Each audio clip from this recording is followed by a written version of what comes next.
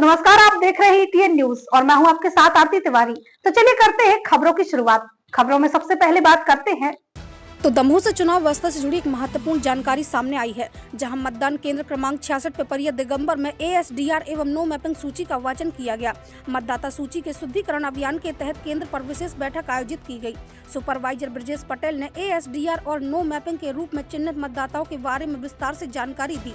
उन्होंने बताया कि ऐसे मतदाताओं को आगे क्या प्रक्रिया अपनानी होगी, किस दस्तावेजों की आवश्यकता होगी, कहां आवेदन करना है और किस तरह वे अपने नाम को सही श्रेणी में दर्ज करवा सकते हैं। इन सभी बिंदुओं पर विस्तृत मार्गदर्शन दिया गया। चुनाव आयोग की यह पहल मतदाता सूची को सही और त्रुटि रहित बनाने की दिशा में एक अहम कदम माना जा रहा है। दमोह में मतदान केंद्रों पर ऐसे जागरूक कार्यक्रम लगातार जारी हैं। सूची में तो है, लेकिन 2003 की सूची में नहीं है।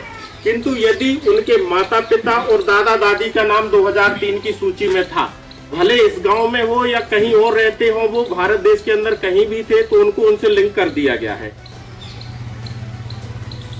जिन मतदाताओं का नाम 2003 और 25 में मतलब लिंक हो गया है, मैप हो गया है, उनको कोई भी एक्सरसाइज करने की जरूरत नहीं है, उनका नाम सुरक्षित है।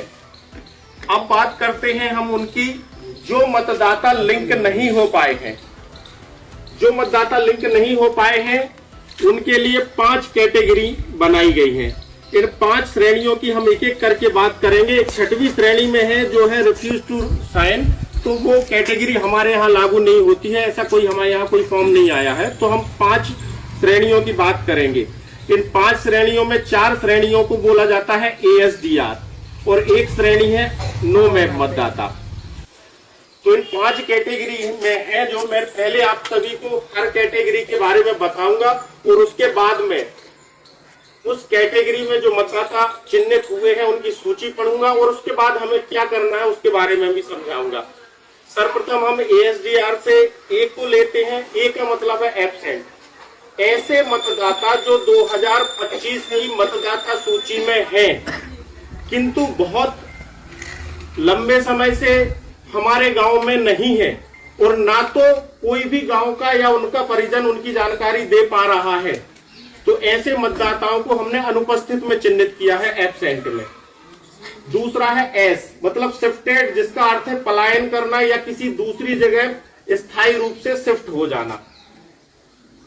तो ऐसे मतदाता जो स्थायी रूप से इस मतदान केंद्र को या इस गांव को छोड़कर चले गए हैं और दूसरी जगह वो शिफ्ट हो गए हैं या उनने नाम भी जुड़वा लिया है, और इसमें वो भी आएंगे जैसे हमारी बेटियों की शादी हो गई है और वो अपनी ससुराल में उनने अपना नाम जुड़वा लिया है, तो वो शिफ्टेड वाली कैटेगरी में आएंगे।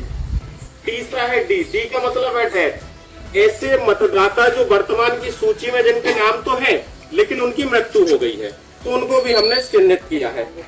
चौथा है R रिपीट, मतलब ऐसे मतदाता, कुछ ऐसे मतदाता हैं जिनका इसी वर्तमान 2025 की मतदाता सूची में 2 बार नाम है, जबकि होना एक ही बार चाहिए एक मतदाता का नाम, तो उनको भी हमने इसमें चिन्हित किया है। अब अंत में बात आती है नो मैप। नो मैपिंग के अंतर्गत वो मतदाता हैं जो 2025 की सूची में जिनका नाम है वो यही निवास करते हैं, लेकिन 2003 की सूची में ना तो उनका नाम है और ना ही उनके माता पिता दादा या दादी का नाम है।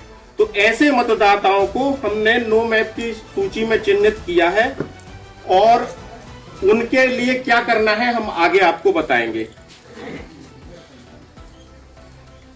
अब ये हम जो एक्सरसाइज कर रहे हैं, जैसे आज ग्राम सभा बुलाई है, यहाँ हम ASDR की इन कैटेगरी में जो मतदाता चिन्हित हुए हैं उनके नाम इसलिए पढ़ रहे हैं कि निर्वाचन आयोग ने जो गणना पत्रक है उसको फॉर्म को भरने की और फिर उसको डिजिटाइज करने की जो डेट है वो 4 दिसंबर से बढ़ा के 11 दिसंबर कर दी गई है। चूंकि हमारा काम पहले ही 100% हो चुका है, अभी हमारे पास 1 हफ्ते का समय है। ये सूची जब हम आपके सामने पढ़ेंगे तो अगर आपको लगता है कि नहीं ये मतदाता आ गया है, अब उपस्थित है, या जिनकी जानकारी हमें नहीं मिल रही थी वो मिल गई है, या लगता है कि त्रुटिपूर्ण या गलती से वो इस सूची में सम्मिलित हो गया है, तो आप उसकी जानकारी हमें दे सकते हैं।